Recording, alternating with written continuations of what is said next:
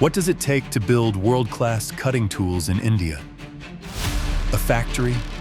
A machine? Or a belief that technology can change everything?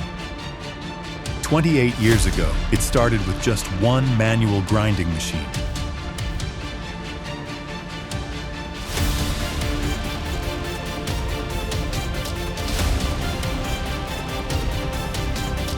The answer led Accusharp on a journey from Pune to Germany.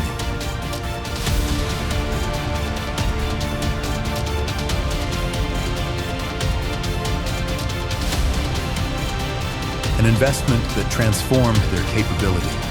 What happened next helped them improve performance, gain control over quality, and take another step toward becoming a world-class cutting tool manufacturer. Watch the complete story of how Accusharp and CemeCon came together to build the future of cutting tool manufacturing.